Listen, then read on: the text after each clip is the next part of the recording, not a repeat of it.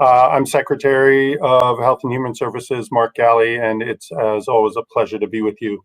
Today, we're going to do a number of things, give you our normal COVID-19 update with the data, talk through a little bit about a great question I received yesterday, the governor received yesterday, about our projections on where we're thinking hospitalizations will be in the state of California, update on some guidances for some important sectors, and then go into our tier announcements as well. And then, as always, we'll take questions at the end.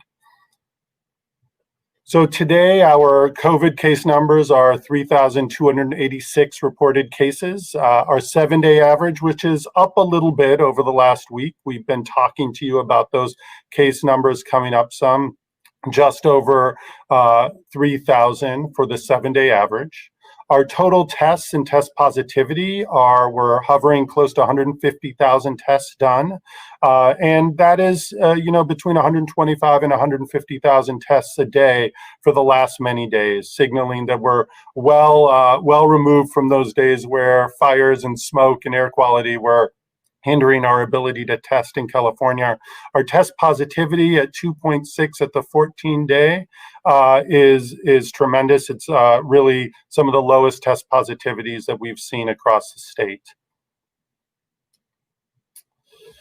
And as many of you are seeing, that many states across the nation, and frankly, nations across the globe, are facing new waves of cases.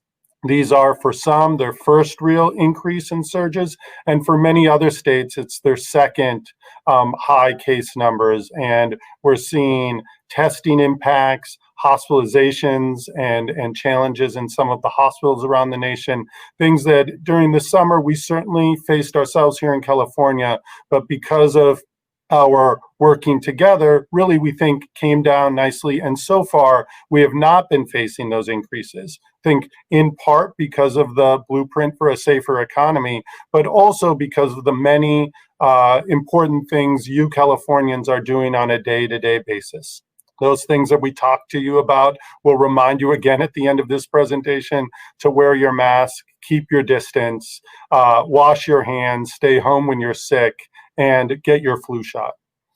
We must not let our guard down, continue to do those things. We talk about that sector of personal responsibility. We talk about how we can do many things ourselves, within our families, within our communities, to keep spread down. And we encourage Californians to keep doing that so we don't see the slight increases turn into large increases in cases. The slow, stringent focus of the blueprint for a safer economy, continuing to be guided by data and science, sector-based, working with all of our partners across California's economy to make sure that we're taking feedback into account, and then adhering to public health guidelines, supporting, listening to the public health officials in your local communities that are there to give advice and give guidance so that we can get through this all together. Yesterday, we received a great question about something I shared with you at the end of September, which was projections looking at increased case numbers, our hospital status, what transmission patterns look like at that time, that we were estimating that we might see a near doubling, 89% increase in hospitalizations. Thankfully, through our hard work and continued look at cases, our testing, our isolation, our contact tracing work, we have avoided those high projected numbers.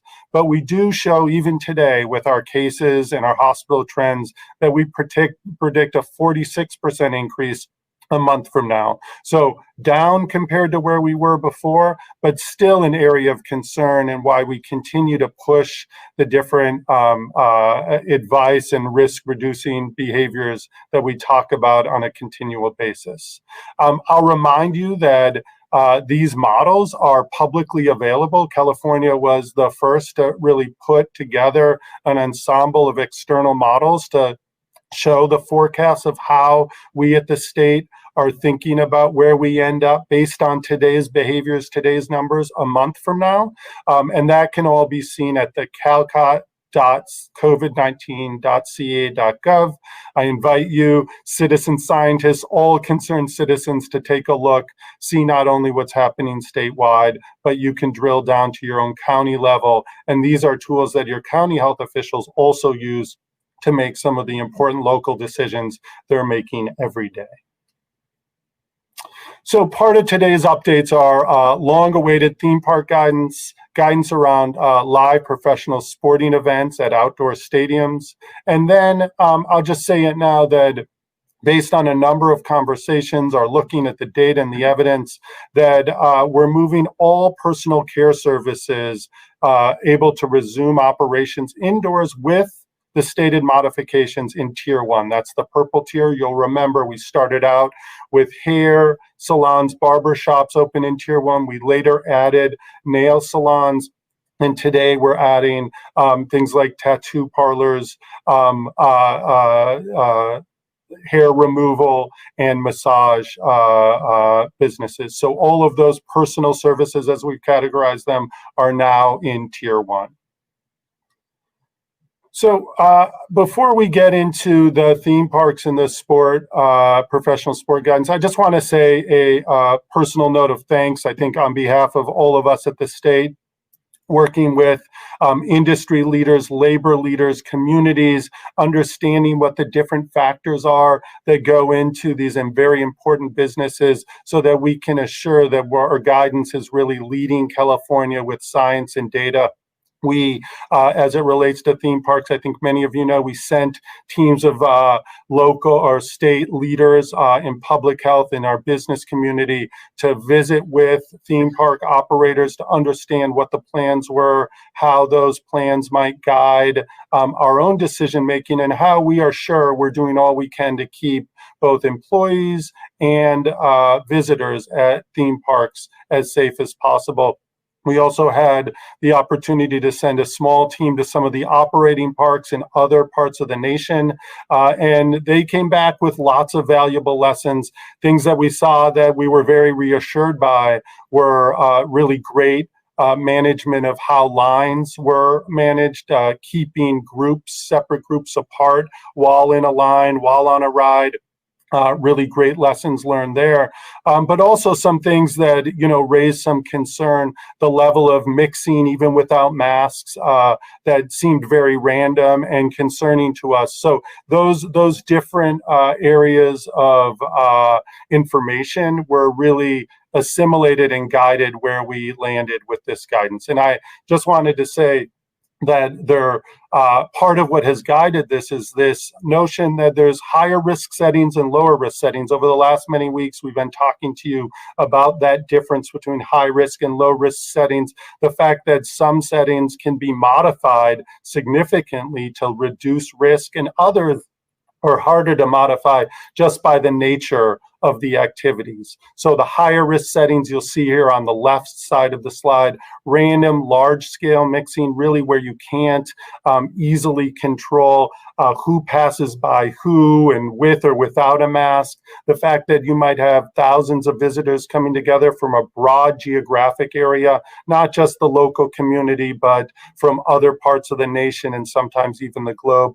People visiting certain settings for a number of days, not just for a few hours, but spending a whole week or a weekend in a community, promoting, that might promote mixing and congregating, not just at the activity, but within that community. The fact that many surfaces get touched and handled by a number of different people. And then, as I mentioned just now, that there could be significant impact on surrounding sectors, whether that's the hotel, hospitality industry, restaurants, other retail in the community. People may keep their guard up while they're in, let's say, a theme park, but when they are milling around the community, their guard may go down. And that could be just enough to create outbreaks and transmission risks that California just doesn't want to see. On the lower risk setting side, really, I think about this as controlled mixing, where we can actually work with our business partners to make sure people are coming in and out, staying with their cohort, their household, for example, and not necessarily mixing with many others that they're not used to being around. Again, ability to control not just the absolute number of visitors, but also from where they come from. For example, being able to say, visitors really only from a certain radius or distance, or even from a specific county. These visits are often shorter in duration. We can see in somehow in stadiums, for example, having pre-assigned seating that is physically distanced and maintained throughout the entire experience, where concession can be delivered to the row, for example, and it doesn't require you to get up, mix around a concourse or a different part of a venue in order to get food or use the restroom. We also know that some settings have opportunities for fewer touch surfaces, and no small issue, it's easier to do contact tracing and know where somebody was during a specific time or activity or event when you're relying on ticket sales with a specific seat number or section number. So you can imagine if somebody turns positive in a stadium in section 102, we could easily know all the different visitors in that section through the ticket sale platform to make sure that we reach out and do the appropriate level of disease investigation and contact tracing. So these higher risk versus lower risk settings really were an important guiding principle in how we did end up with the guidance that we are putting out today. So for theme parks, we have said, and the governor alluded to this, that we would have a category for smaller theme parks, and these smaller theme parks can resume operations in Tier 3 or orange tier. These will be limited in capacity up to 25% or 500 visitors, whichever is fewer. They can only operate with outdoor attractions, and ticket sales must be limited to visitors in the same county. So some counties with small boardwalk, for example, amusement park venues, visitors from that county, once the county is in orange and public health, local public health has worked with those operators and determined that it is a safe and appropriate thing to do from the state's perspective, can begin those operations for visitors from within the county. For all the other theme parks, the larger theme parks, we are waiting till Tier 4, that's the yellow tier, with a limited capacity of 25%, even in that yellow tier.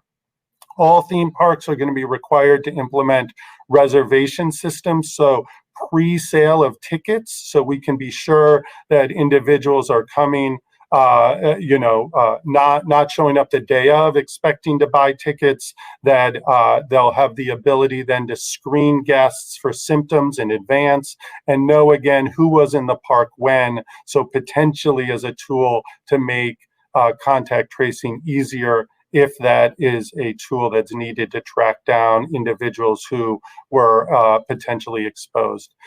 Face coverings will be mandatory throughout the park unless eating or drinking, a common theme many of you are used to, but really emphasizing it here for theme parks, as obviously the day is full of lots of fun and mixing, but really wanting to emphasize keeping that face covering on throughout most of that experience. Moving now to professional sports and outdoor stadiums, just as I had alluded to, the difference in the random mixing versus controlled mixing, these high risk versus higher versus lower risk environments.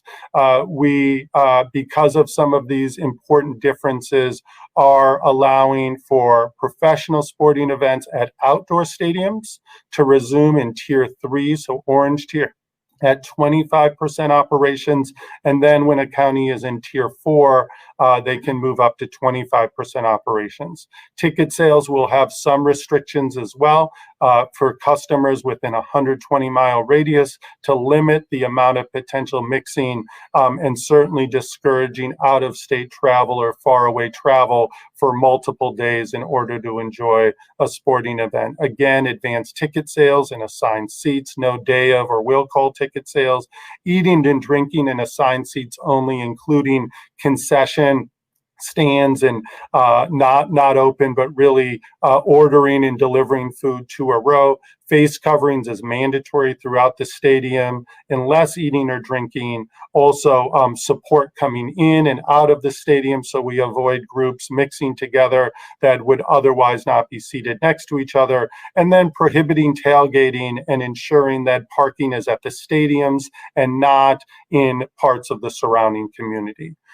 So all of those are, these are all requirements and modifications that we've worked hard both on the theme park side as well as on the professional sporting events with our partners, industry partners, labor partners, to come up with something that we believe at this time really supports the blueprint that we have put out, the slow, stringent approach, and giving us an opportunity to look forward to even more information that certainly could be considered as we continue to modify our approach and consider all the data and information that is made available to us as we increase our experience through COVID-19. So I now want to turn it over to Dr. Erica Pond to come up and share with you a little bit about where we are with our blueprint, the tiering assignments for the week, and a partnership with some Southern California counties to really support a focus on reducing transmission in very important parts of California. Dr. Pond?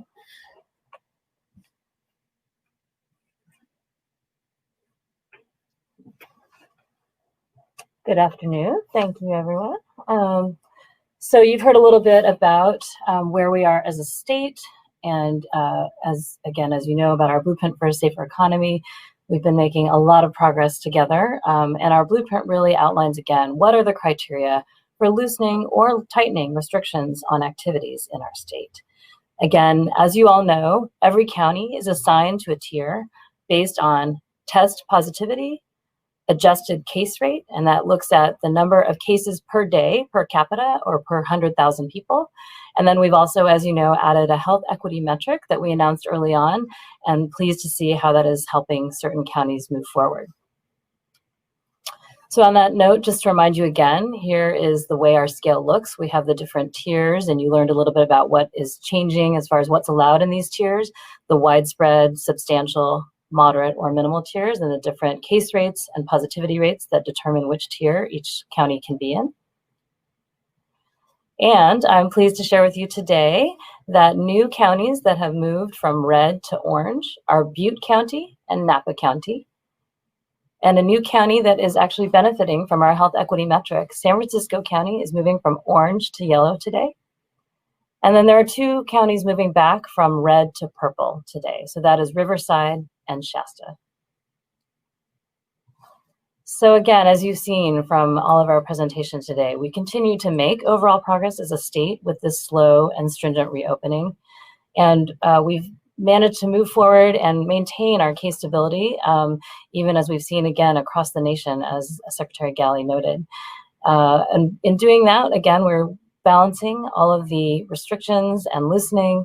And we've noted again that there are 3 Southern California counties that are in the widespread purple tier. And we want to continue to do everything we can as a state to work with our partners to move the whole state forward, which includes really focusing next on these 3 counties. We learned a lot of lessons from our focused Central Valley efforts and our Central Valley strike teams. And our state is planning to partner with these counties in several ways to help, again, move them forward, which will help us all as a state move forward. We will increase testing resources in key areas. So we've talked a lot to our partners in these jurisdictions, and we know that there are certain populations that are harder to reach, or it's also really helpful to have, for example, mobile testing resources. So sometimes we don't know where a certain outbreak is going to be or where we see shifts in where disease transmission is, and the counties really need more flexibility in that. So some counties need more mobile testing, and there are other specific things and needs that each county has that we are going to work with them to address. There's also continuing needs for isolation resources. So it's not easy for everybody when they're diagnosed as a case of COVID-19 to be able to isolate themselves from others and be able to have all the food and resources that they need in order to do that safely and remain apart from others. So we'll be working with counties as well to make sure that those isolation resources are available.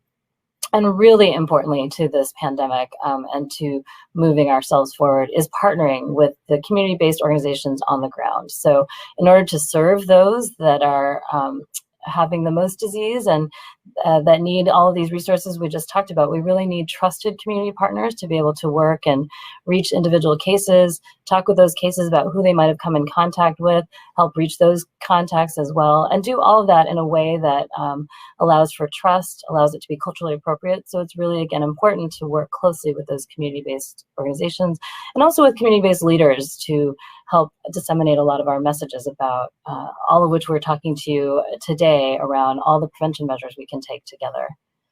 And along those same lines, as far as educating various parts of our community, we also want to work very closely with businesses as well to educate and also enforce. So we're working across the state and our different agencies with our Office of Emergency Services, our businesses, our consumer services and housing agencies, our labor agency, and our California Department of Food and Agriculture. Together, we can really look at where are there areas we could better support employees or employers to help protect their workers and as well as their patrons, and be thinking about all of these issues around how do they get to and from work, how again are we providing resources when people are ill and out from work, how are we making sure they have all the safety and personal protection they need when they're at work. Are they doing everything they can to make sure people are physically distanced in order to also serve their clients? So all of these efforts, we are again pleased to share that we'll be working closely with these 3 Southern California counties to move them forward and help them continue to move California forward. So finally, as we're emphasized over and over again, we can't say it enough. These simple acts can really make a big difference. And these make a big difference for COVID-19 and for flu, and actually all other respiratory viruses too. So as we all remember to wear our masks, maintain at least 6 feet of distance from others, wash your hands, minimize mixing, especially across different communities. And it's really important. We have a huge campaign right now to prevent flu this year. So please, please remember to get your flu vaccine and make sure you and your loved ones do. I have gotten mine and my loved ones have. And really, it's important to protect both yourself and the general community to get your flu vaccine and help prevent flu in our community this winter as well. And with that, I will turn it back over to Secretary Ghaly.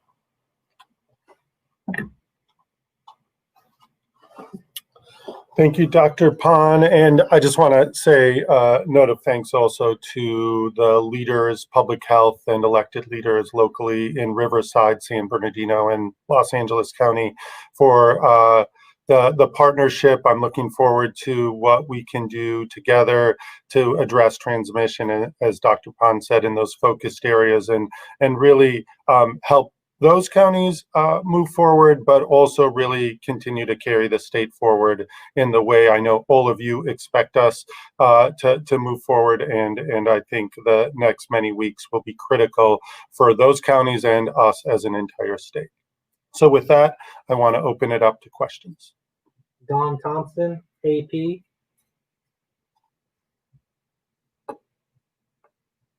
Good afternoon.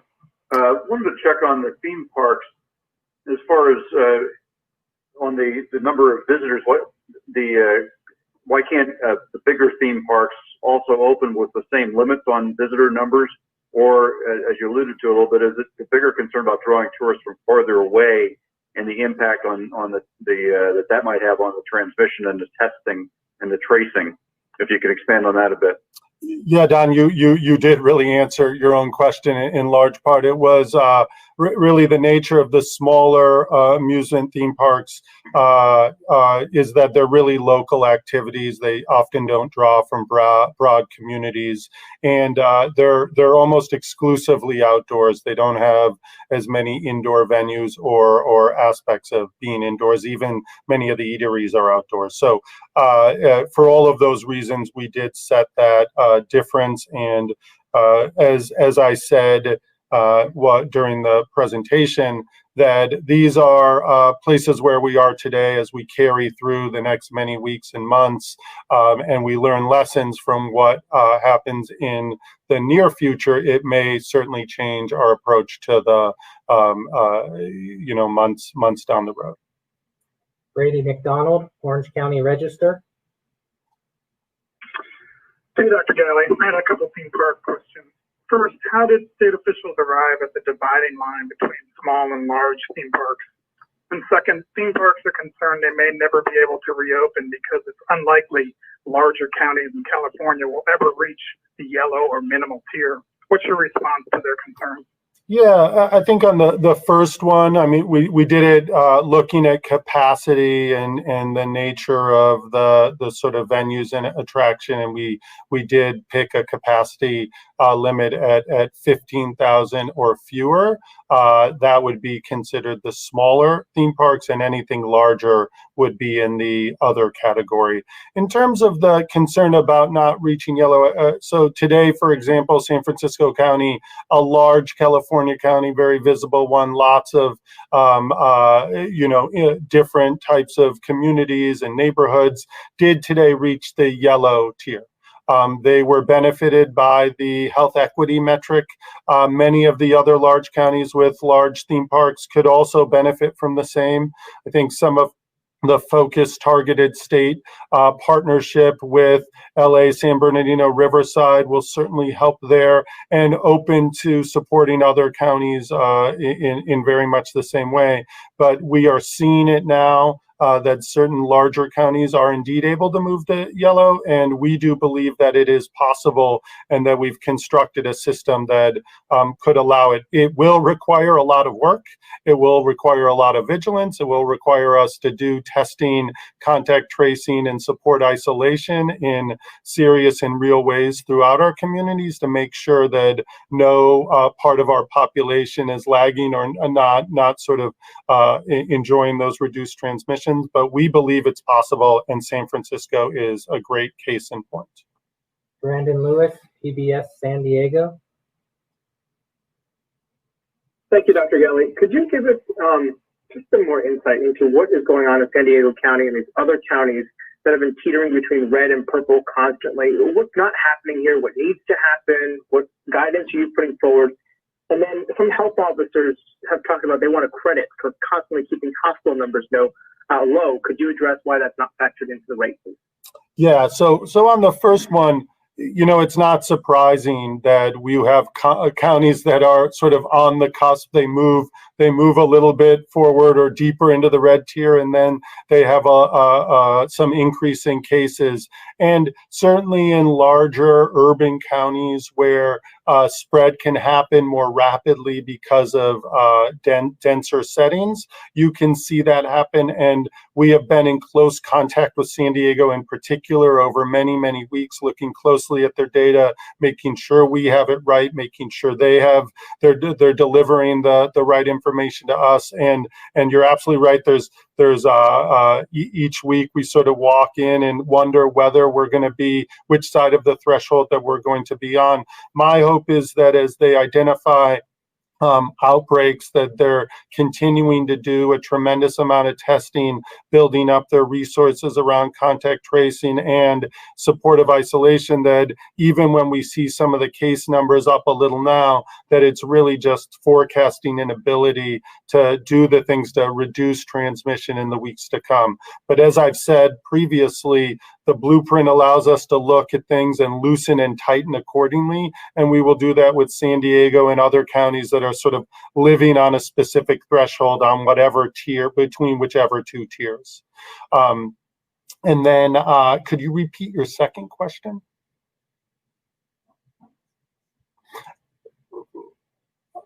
I remember it now. It's about the hospitalization numbers. We have heard and had lots of conversation with health officers and frankly many others about the integration of a hospital preparedness metric.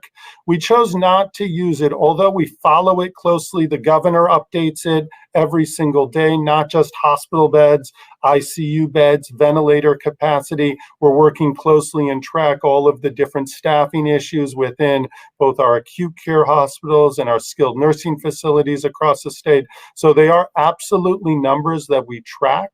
However, we believe that in order to really forecast where a county is and where they should be on a tiering system, that looking at hospitalizations is too far a lagging indicator.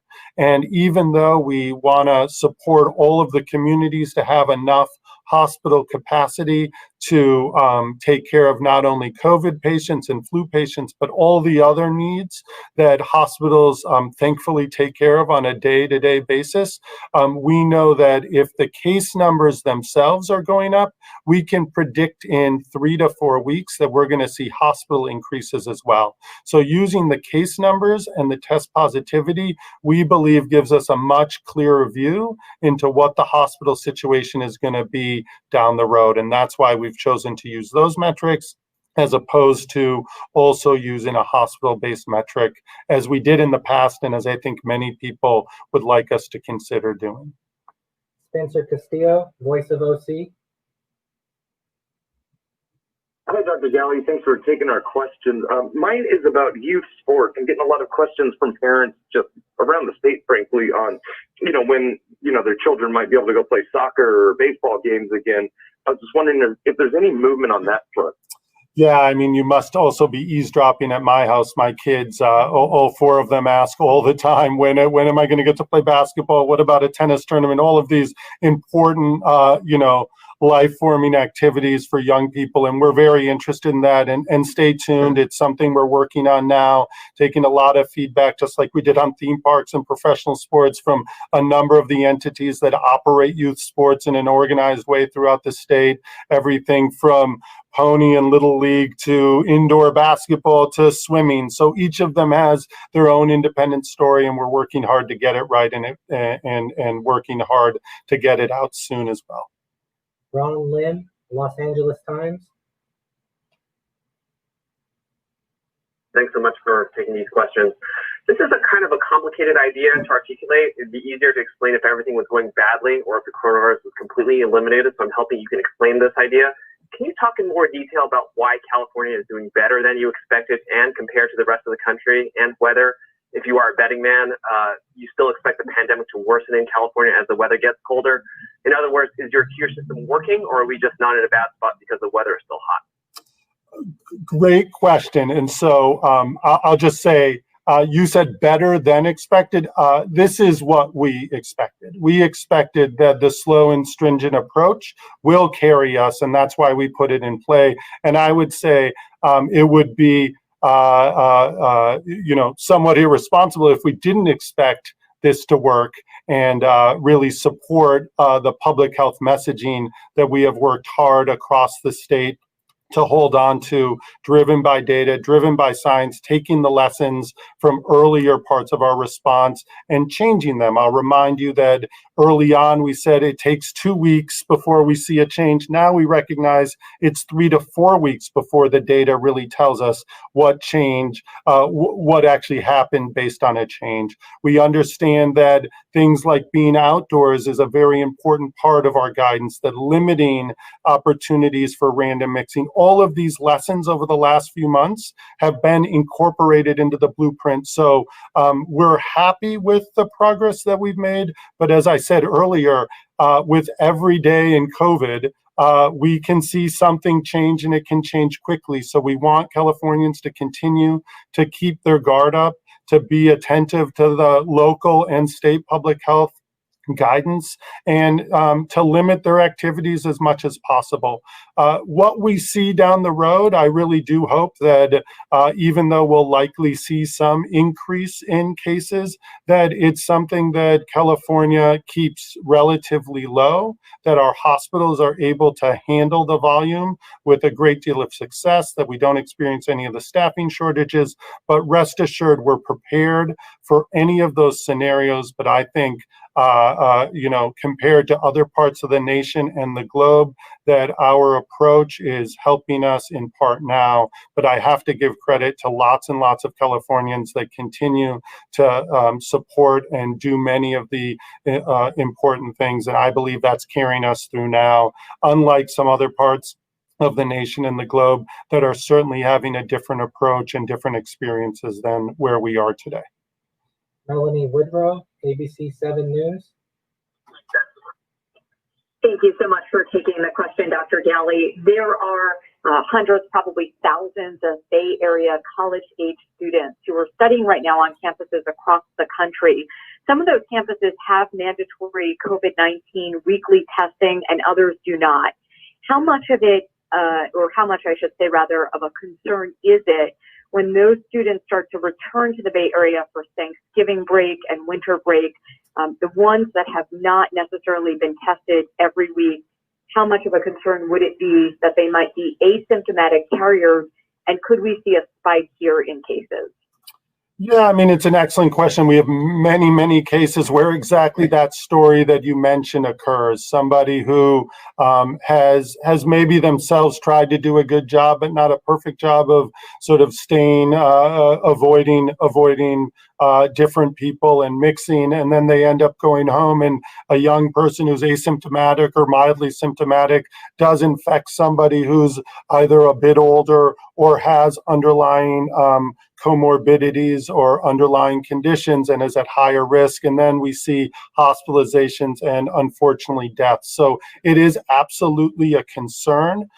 We ask people not to just use testing to give them a sense that everything's all clear. We still need to continue to do the same things that we drive home on this Zoom that the governor shares on a weekly basis, that we really do need to limit our mixing, keep our face covering on, and avoid any of the high risk environments. So if we do end up going home, those young students who may feel fine, that they've done all that they can to keep their own risk of being infected down. Of course, if people are sick or having symptoms themselves, I would caution against going home. I would caution against creating a potential spread in transmission. So I know those are individual decisions between households, but I think very important, and many of our national leaders are raising cautions around that as well as we enter this holiday season.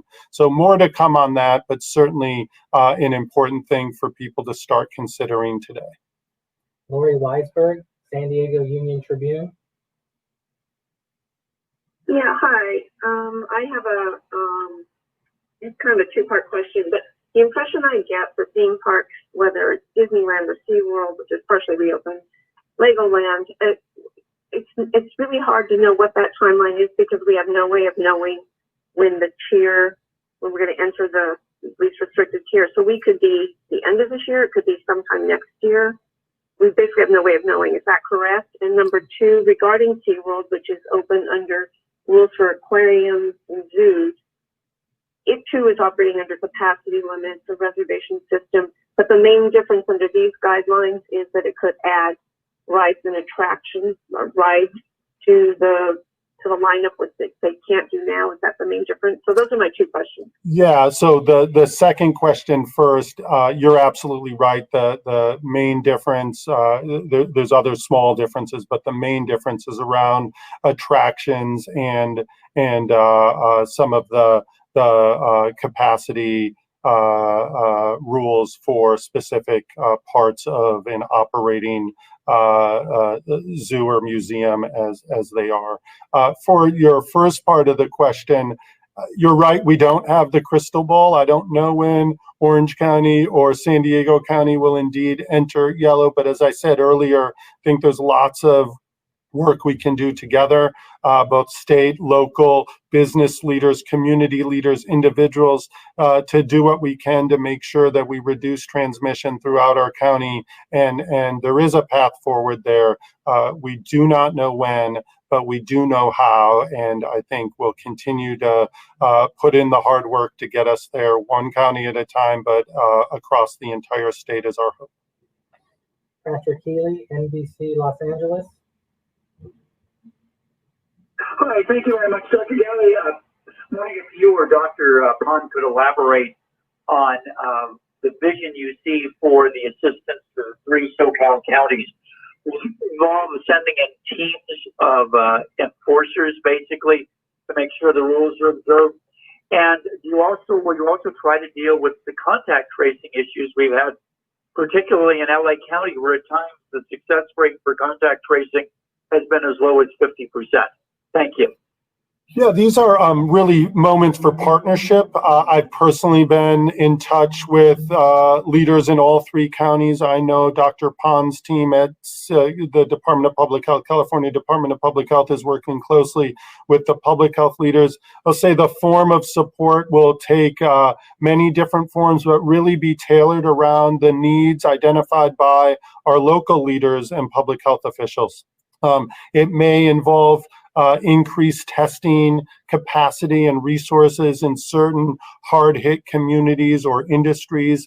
It certainly could involve additional support around enforcement of certain higher risk settings and businesses where we know transmission is occurring and occurring at high levels. But we always lead with support on compliance and education as part of that as well. And then, as Dr. Pond mentioned, support of the community-based organizations that really have strong boots on the ground, strong connections to communities, and can support acceptance and understanding of things involved in contact tracing. This won't replace county-based contact tracing in any way. We will continue to support, as we mentioned, the governor mentioned the week before this one in terms of an update on contact tracing, making sure that those state staff that are in those counties continue to support county efforts.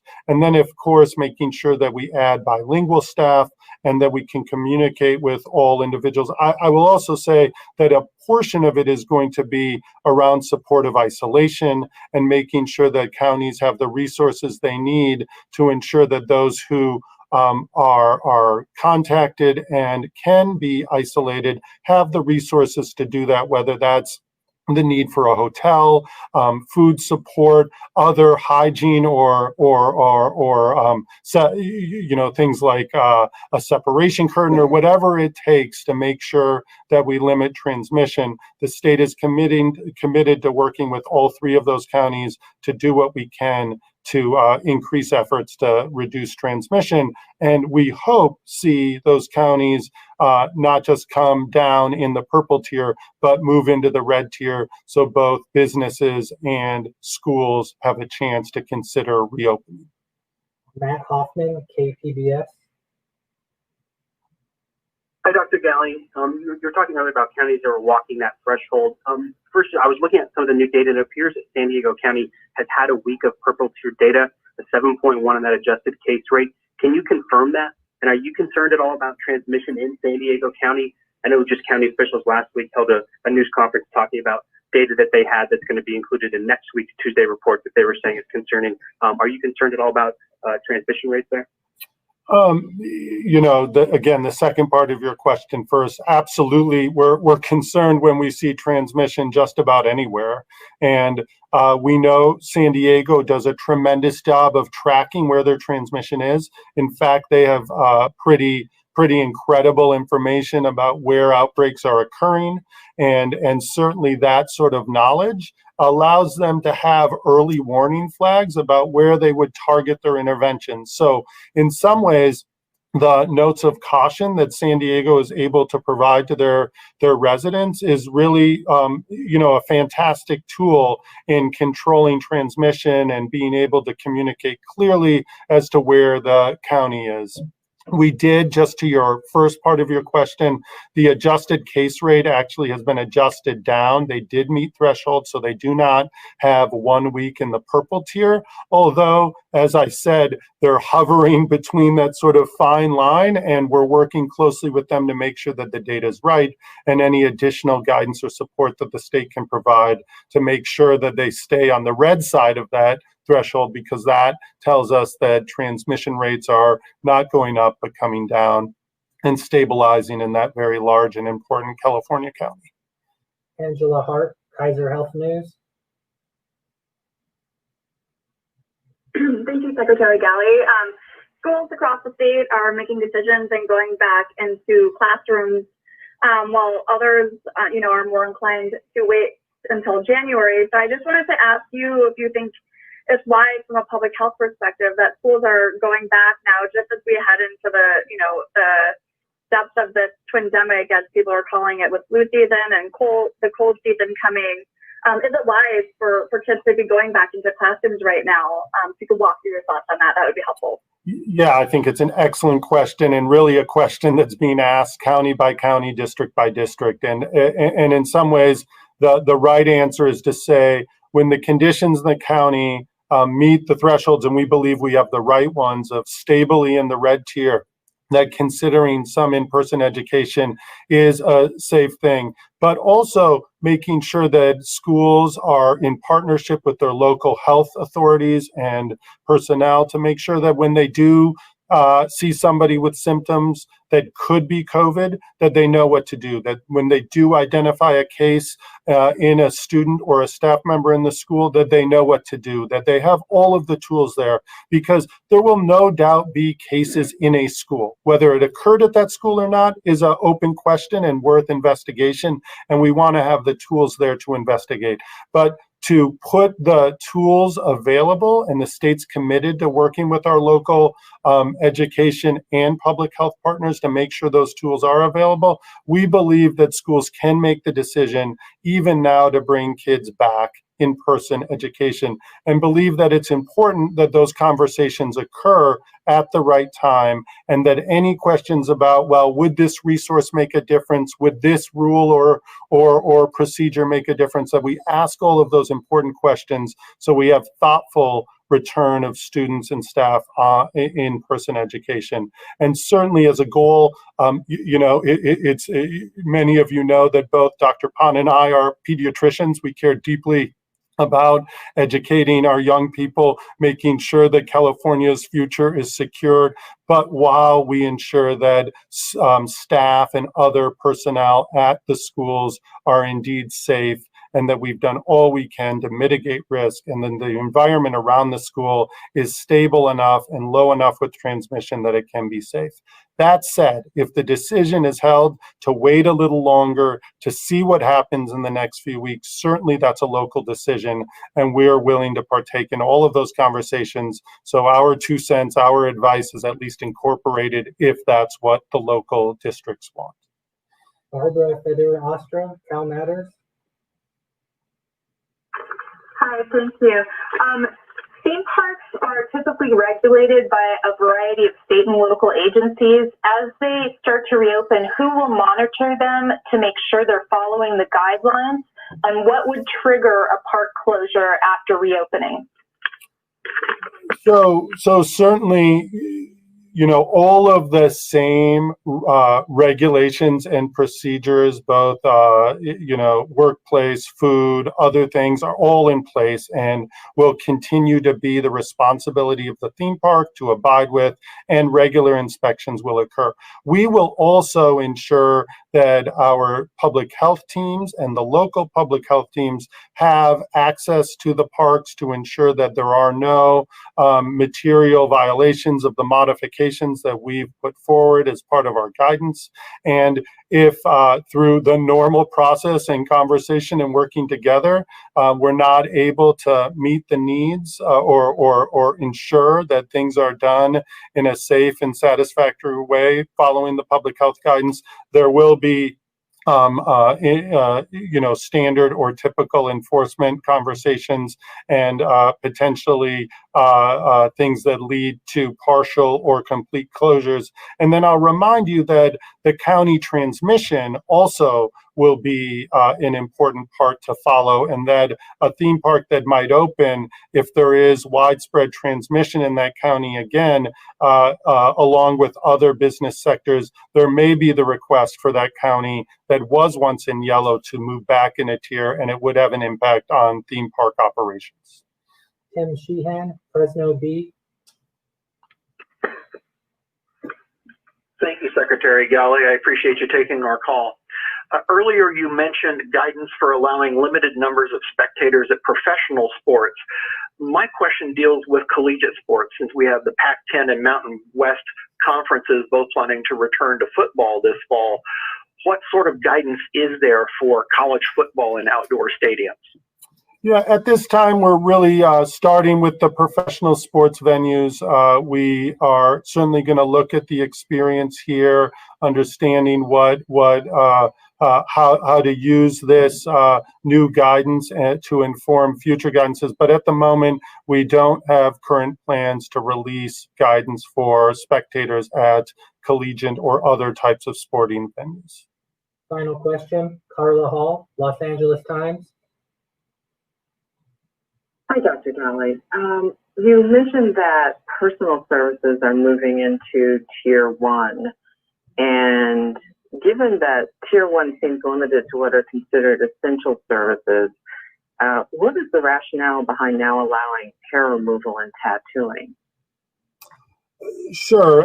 Again, these are all parts of often small, operated, well-controlled environments where modifications can be put in place that really do reduce risk.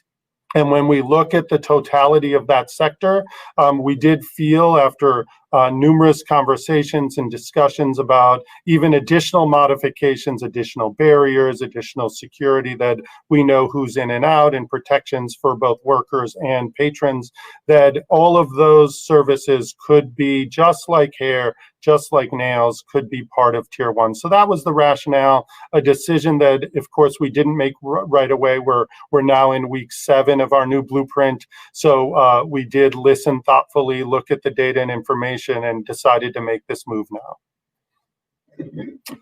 So with that, I know it was the last question, quite a few to get through, but really a privilege to have a chance to answer and update both our colleagues at the press and all of California on where we are with COVID. I look forward to the ongoing conversations next week. Exciting announcement by the governor on our expanded testing partnership, a large state lab that will help us increase one of the most important tools, but not the only tool, but a very important tool with testing in our COVID response, and a chance to update you further. And as always, I wish you a safe and happy afternoon.